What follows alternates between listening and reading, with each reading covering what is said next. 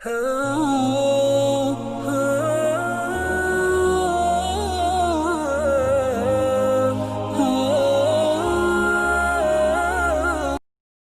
Friends, आज मैं बोलने वाला हूँ कोविड-19 इम्पैक्ट ऑन एग्रीकल्चर सेक्टर के ऊपर। और इससे पहले मैं एक वीडियो बना चुका हूँ जो कोविड-19 इम्पैक्ट ऑन इंडियन इकोनॉमी और कोविड-19 impact on different sectors of Indian economy के ऊपर। इसका लिंक मैं डिस्क्रिप्शन में दिया हूँ, आप देख सकते हो इसको।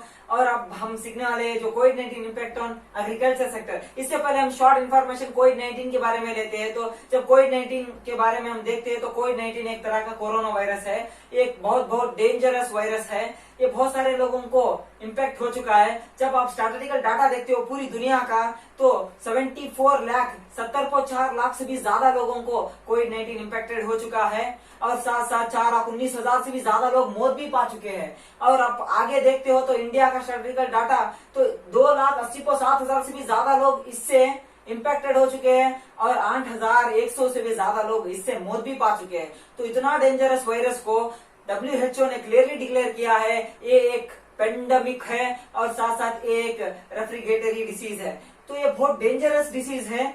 इसके बारे में और जानकारी मिलेगी, मगर इससे कैसा इम्पैक्टेड हो रहा है को एग्रीकल्चर सेक्टर को कोविड-19 से कैसा इम्पैक्ट हो रहा है। तो अब हम जब एग्रीकल्चर की जरा शॉर्ट इन्फॉर्मेशन देखते हैं तो जब एग्रीकल्चर सेक्टर का जब हमें हिस्ट्री देखते हैं तो जब हमारे देश के अंदर ब्रिटिश की हुकूमत थी तो जब इंडिया के अंदर 85% से भी ज्यादा लोग क्या करते थे, एग्रीकल्चर में इन्वॉल्व थे और रूरल एरिया से बिलोंग करते थे।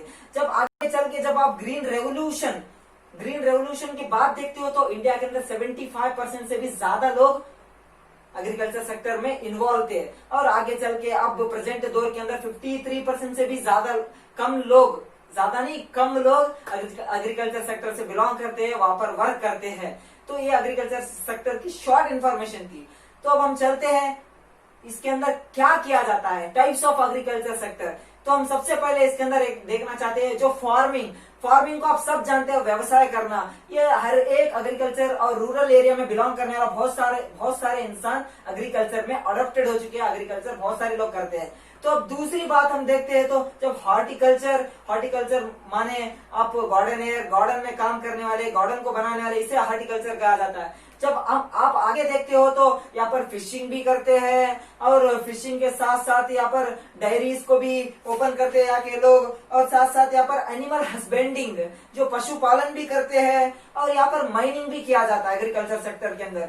तो इतना सब एग्रीकल्चर सेक्टर में किया जाता है। तो ये एक सेक्टर बहुत अच्छा सेक्टर है। जब आप देखते हो इंडियन इकोनॉमी के अंदर, इंडिया की जीडीपी के अंदर पार्ट कहता है एग्रीकल्चर सेक्टर का बोले तो जब आप देखते हो तो 17% पार्ट है इंडियन इकोनॉमी के अंदर जीडीपी का। तो और चंद डाटा के हिसाब से 16.5% भी है। तो अब आगे की बात जब ऑक्यूपेशन स्ट्रक्चर की आप देखते हो तो इंडिया का पार्ट ऑक्यूपेशन स्ट्रक्चर के अंदर जो एग्रीकल्चर सेक्टर का है 43.21% ऑक्यूपेशनल स्ट्रक्चर के अंदर इसका पार्ट है। तो अब ये सब कुछ भी एग्रीकल्चर सेक्टर के बारे में इंफॉर्मेशन हुआ। तो अब कोविड-19 कैसे इम्पैक्ट कर रहा है एग्रीकल्चर सेक्टर को, अब इसे देखते हो तो आप जान लोगे कि ये कैसा इम्पैक्ट कर रहा है। हम सबसे पहले देखते जाएंगे कि जो रोजी रोटी खाने के लिए फार्मर्स को दिया गया सबसे ज्यादा पैसा 700 मिलियन को डायरेक्ट और इनडायरेक्ट सोर्सेस में रहने वाले सारे लोगों को जीवन उपाय दिया गया, वो तो रोजी रोटी खाने के लिए। तो अब दूसरी बात देखते हो तो यहाँ पर लॉस कितना इंडियन इकोनॉमी को, जो $38 बिलियन एग्रीकल्चर सेक्टर से हम लोगों को लॉस भी हो गया। और साथ साथ यहाँ पर एक बड़ी बात यह है कि इंडिया का अंदर पार्ट करने का एग्रीकल्चर सेक्टर जस्ट 16.5%, मगर यहाँ पर लॉस बहुत हो रहा है। और साथ साथ जो 45% वर्क फोर्स है वो तो खेतवाड़ी करने वाले कृषिक रहते हैं, जो किसान रहते हैं उनका है। और बाद में आप देखते हो तो एग्रीकल्चर सेक्टर का वर्क फोर्स ज्यादा है, ज्यादा लोग वहां से बिलोंग करते हैं काम करने के लिए। तो ये सब चंद डाटा थे। और बाद में देखते हो तो लॉस कितना हो गया एग्रीकल्चर सेक्टर को, बहुत सारे चीजों को। चाहे तो लॉस के बाद एग्जांपल्स के लिए चंद फ्रूट्स के नाम मैंगो हो ना, वाटरमेलन हो और एक्सेट्रा जो और चंद फ्लावर्स, कुलीफ्लावर और चंद वेजिटेबल्स जो कैबेज हो, टमाटो हो और चंद क्रॉप्स पेडी और वीट एक्सेट्रा बहुत सारे को भी नुकसान हो चुका है, लॉस हो चुका है। और मैं आपको चंद डाटा देना चाहता हूँ जो जो इन्फ्लेशन रेट के हिसाब से दिया गया है एग्रीकल्चर के अंदर सेक्टर के अंदर हुए सो लॉसों को। तो सबसे पहले मैं तुम लोग को देना चाहता हूँ सीरियल्स एंड प्रोडक्ट्स। सीरियल का माना अनाज होता है, अनाज जो धान्य कहते हैं, उसके अंदर 1.2% कम हो चुका है, इंडिया का बहुत लो रेट में आ चुका है। तो अब नेक्स्ट मिल्क और प्रोडक्ट का देखते हो तो 0.4% से लेके 9.4% को अब जरा चढ़ चुका है, इतना ही, मगर पहले तो उतर गया था। और ऑयल एंड फैट्स, जब फैट्स का माना आप जानते हो चर्बी, चिकनाई, इसे ऑयल और फैट्स, इसका भी 0.7% से पकड़ के टू 10.8% को जा चुका है। मगर जब फ्रूट्स का देखते हो तो -4.9% था, अब उसका 2.7% को चढ़ा हुआ है। और वेजिटेबल्स का भी 2.9% को उतरा हुआ था। शुगर का भी -4.4% को उतरा हुआ था। और स्पाइसेस का भी 0.8% को उतरा हुआ है। तो यहाँ पर मालूम होने का क्या बोले तो सबसे ज्यादा इसके अंदर ग्रो रेट और इन्फ्लेशन रेट डिक्रीज हो चुका है, इसके रेट्स ज्यादा हो चुके हैं, मगर इसका कुछ भी आ नहीं पा रहा। और रेट्स तो ज्यादा हो चुके हैं, एक से एक रेट ज्यादा हुए हैं, मगर